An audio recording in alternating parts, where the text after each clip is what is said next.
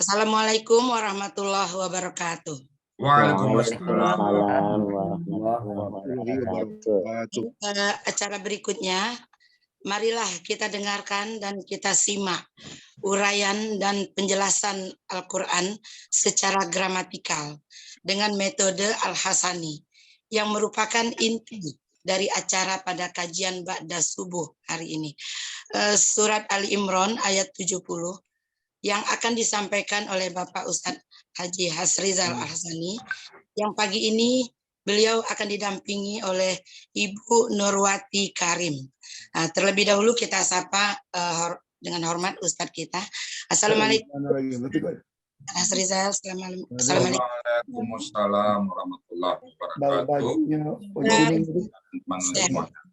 Ya, semoga Ustadz sehat selalu bersama. Amin. Baik, kita sapa juga Ibu Nurwati. Assalamualaikum, Ibu Nurwati Karim. Waalaikumsalam warahmatullahi wabarakatuh. Dan sudah siap ya Bu ya? Alhamdulillah. Siap.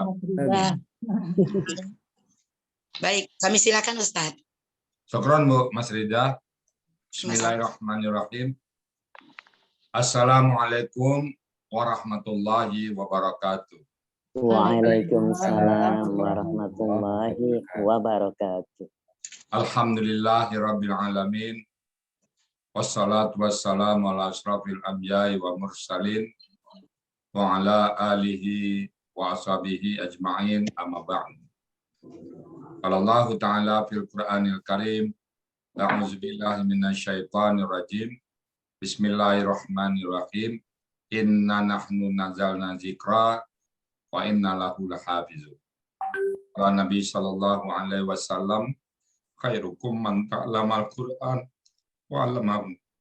Sadaqallahul azim, sadaqan nabiyul karim, wa nahnu ala zalika minasyahidin wa syakirin, walhamdulillahi rabbil alamin.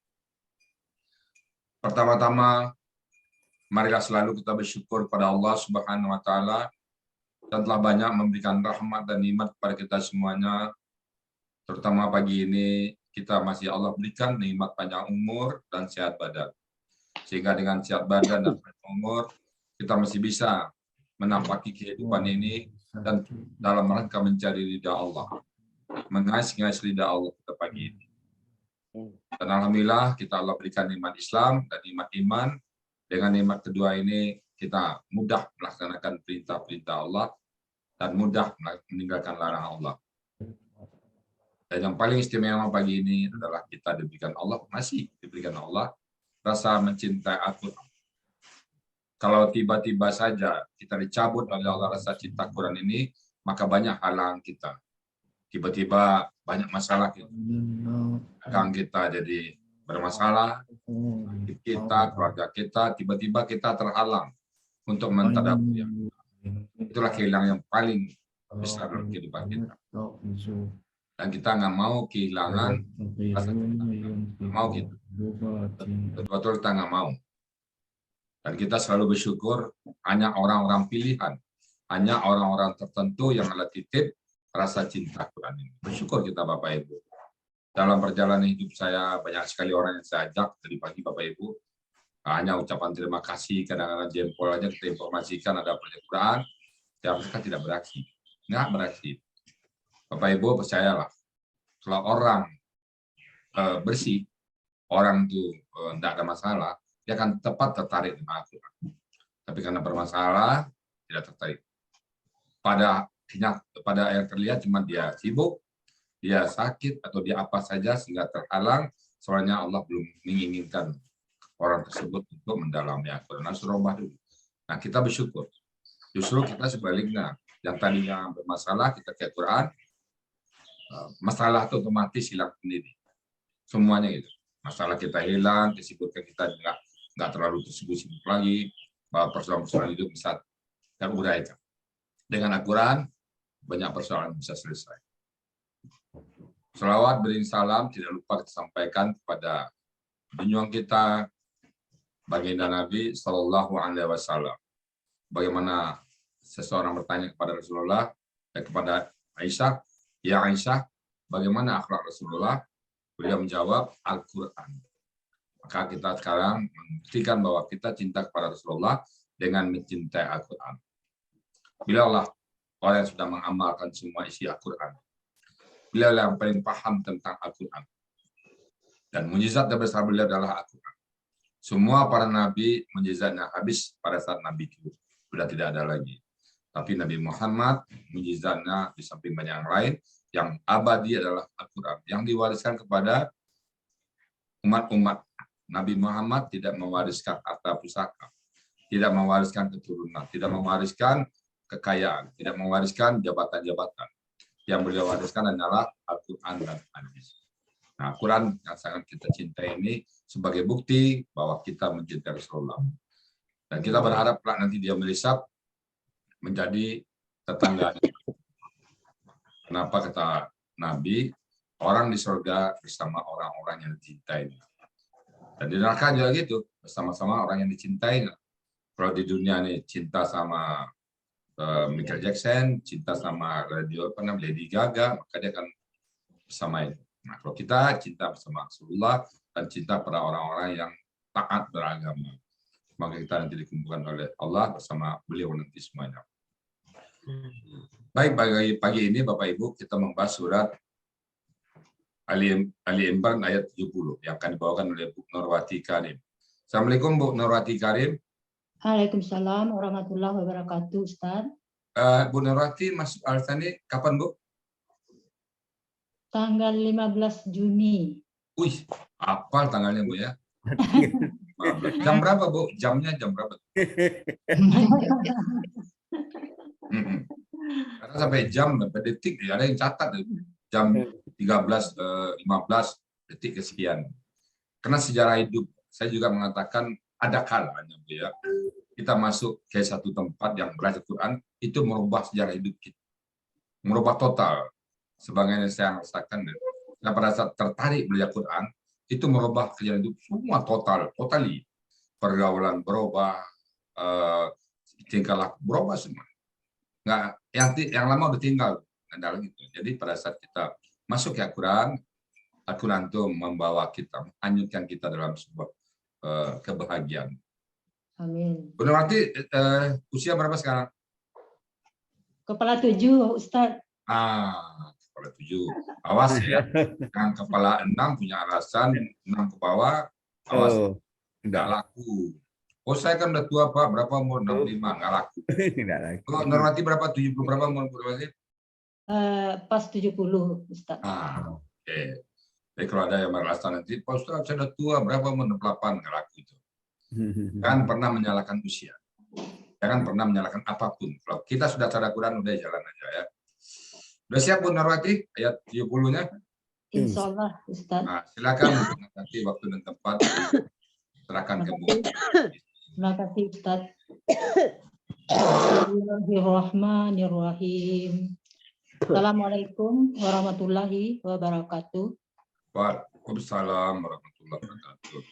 Alhamdulillah, puji dan syukur kita ucapkan kepada Allah Subhanahu wa taala yang telah memberikan karunia-Nya yang melimpah kepada kita semua dalam bentuk iman, nikmat, kesehatan, dan tidak luput pula nikmat kebersamaan.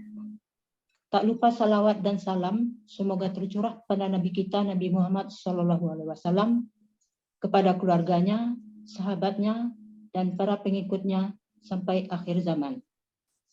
Yang terhormat Bapak Ustadz Haji Hasrizal Al-Hasani sebagai penggagas dan pembimbing belajar gramatikal Al-Quran metode Al-Hasani. Yang terhormat Bapak-bapak dan ibu-ibu pendamping dan pembimbing belajar gramatikal Al-Quran dan tahsin yang hadir pada pagi hari ini. Yang terhormat Bapak-bapak, Ibu-ibu yang hadir pada pertemuan ba'da subuh pada pagi hari ini. Salah saya menyampaikan ucapan terima kasih saya yang tidak terhingga kepada Ustadz Rizal Hasani, juga kepada TTPP Mbak Aini yang sudah membantu saya mempersiapkan presentasi saya pada hari ini. Baiklah, dalam kesempatan ini saya akan menguraikan Al-Quran surat Ali Imran ayat 70 secara gramatikal dengan metode Al-Hasani. Terlebih dahulu saya bacakan ayatnya.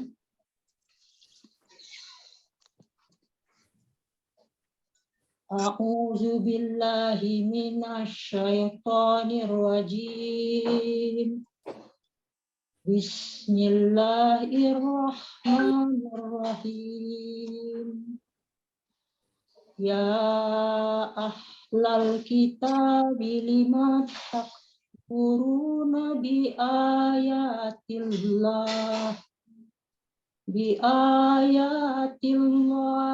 wa antum tashhadun.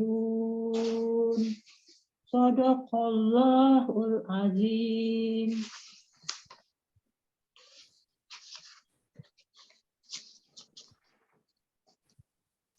Surah Ali Imran ayat 70 ini saya bagi menjadi 9 penggalan. Penggalan pertama, ya. Penggalan kedua, ahlal kitabi. Penggalan ketiga, 5. Penggalan keempat, takfuruna. Penggalan kelima, bi. Penggalan keenam, ayatillahi. Penggalan ketujuh, wa. Penggalan ke-8 antum, penggalan ke-9 tashhaduna. Ya merupakan huruf bermakna yang artinya wahai. Penggalan kedua ahlal kitabi merupakan kata benda majemuk yang terdiri dari 2 kata ahlal, ahla dan al-kitabi. Kata pertama ahla merupakan kata benda. Akar katanya ahla, pola kata kerjanya fa'ala, pola kata bendanya fa'lun. Ini dapat dilihat di Kamus Mahmud Yunus halaman 52. Kata kedua adalah al-kitabi, merupakan kata benda. Akar katanya kataba, pola kata kerja fa'ala, pola kata bendanya fi'alun. Dapat dilihat di Kamus Mahmud Yunus halaman 366 yang artinya kitab. Jadi gabungan ahlal kitabi artinya ahli kitab. Dapat dilihat di Mahmud Yunus halaman 367. Penggalan ketiga 5 merupakan huruf bermakna yang artinya apa sebabnya atau mengapa. Penggalan keempat takfuruna, bentuknya adalah KKSAD dengan ciri di awal ada huruf ta, di akhir ada waw sukun na. Pelakunya adalah antum. Akar katanya kafaro. Pola kata kerja fa'ala. Dapat dilihat di Kamus Mahmud Yunus halaman 378. Artinya kalian sedang atau akan kafir. Penggalan kelima, bi, merupakan huruf jar yang artinya dengan. Penggalan keenam, ayatillahi merupakan kata benda majemuk. Di mana kata ayati merupakan kata benda jamak, akar katanya awaya. Pola kata kerjanya af'ala, pola kata bendanya if'alun. Dapat dilihat di Kamus Mahmud Yunus halaman 53. Artinya ayat-ayat. Allahi artinya Allah. Jadi ayatillahi artinya ayat-ayat Allah. Pipit dulu nanti ibu nyusul. Nanti kan saya. Ayati ciri jamaknya tanda panjang 2 harakat antara huruf 2 dan 3 akar kata.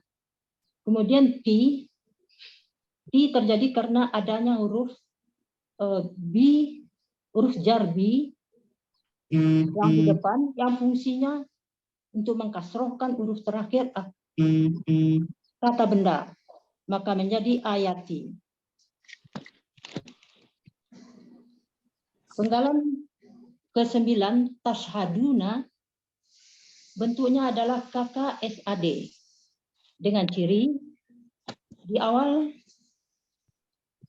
adanya huruf ta dan di akhir ada waw sukun na.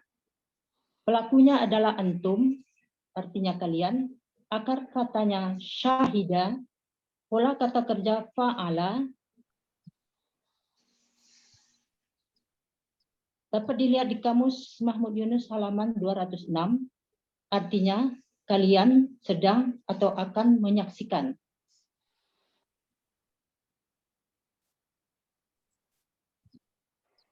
Oh ya, tadi ketinggalan. Penggalan ke-7 tadi adalah wa, huruf bermakna artinya dan. Penggalan ke-8 antum merupakan kata ganti aktif subjek jamak artinya kalian. Arti secara keseluruhan adalah wahai ahli kitab, mengapa kalian akan kafir kepada ayat-ayat Allah sedangkan kalian benar-benar menyaksikan. Alhamdulillah. Alhamdulillah. Gimana Bu Nurwati? Rasanya udah plong? Ya Ustaz, pulang Ustaz. Berapa lama latihannya ini? Latihannya berapa lama? Mbak Aini menawarkan ke saya 1 bulan yang lalu, tapi yang secara intensif saya dalami itu sekitar seminggu ini Ustaz. Sama siapa? Sama Ibu Jus ada, sama Mbak Pepe, kemudian Bu Aini. Oke, mudah-mudahan udah muntas Bu ya. Alhamdulillah. Kalau Juni tanggal 15 sudah buka, Juni, Juli, Agustus, September, Oktober. 5 bulan ya, wajar. Cuman maaf Ustaz, 2 bulan vakum. Nah, itu yang bertanya tadi ya. Kemana itu? Kemana itu? 2 bulan itu karena kondisi yang tidak mengizinkan Ustaz. Sakit ya? Iya. Ya makanya saya lihat dulu 2 bulan kemana Ibu Nurwati? Menurut saya 2-3 bulan waktu itu ya. Iya. Ya, Bapak Bu ya. Tetap istiqomah ya Bu. Begitu sehat jalan terus. Istiqomah. Nggak ada halangan Bu ya. Iya. Nah, jadi kalau ada yang bilang nanti usia sudah tua Pak Ustaz, berapa 64, nah kita tampik aja alasan itu ya. Jadi berarti mau ya. Jadi kalau usia, kita usia apapun nggak jadi halangan. Kalau usia dijadikan halangan, dia balik menyerang kita nanti. Kalau kita bilang, ya Allah, aku nggak bisa Quran karena usia udah tua. Usia menyerang kita lagi. Waktu muda aku dulu kok kemanakan Asia itu ya. Dan pernah kalahkan siapapun. Baik Bu Nurwati, makasih ya. Bagus, muntas. Sama-sama Ustaz. Bapak Ibu, saya bicara konteks aja ya. Nanti kalau gramatikal kita diskusi nanti. Bismillahirrahmanirrahim. Ya ahlal kitab, wahai ahli kitab. Siapa ahli kitab? Adalah orang-orang yang memiliki kitab Taurat dan kitab Injil. Nah, mereka memahami dari kitab yang aslinya. Nah, tapi mereka juga menambah dan berubah. Ya ahlal kitab, wahai ahli kitab. Lima takfuru biayatillah. Kenapa? Mengapa engkau kafir dengan ayat-ayat Allah? Karena mereka hanya mau menerima ayat yang turun pada mereka. Ke belakang nggak mau mereka.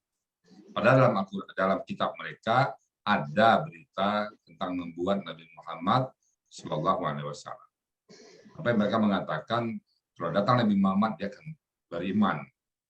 Tapi setelah datang Nabi Muhammad itu dikenalnya lebih mengenal daripada anak-anaknya sendiri. Kenapa? Lengkap datanya di kitab mereka, di Taurat lengkap, di Injil lengkap. Cuman karena bukan keturunan mereka, Nabi Muhammad itu lahir dari turunan Nabi Ibrahim dan Ismail. Antara Ishak yang dianggap mereka keturunan Yahudi, dari Ishaknya, jadi Ismail mereka nggak anggap. Nah, begitu Muhammad lahir dari Ismail, mereka tidak mengakui. Maka Al-Quran tidak mengakui. Dia bertanya, ya ahli kitab, lima takfuru bi ayatillah. Kenapa engkau kafir dengan ayat-ayat Allah?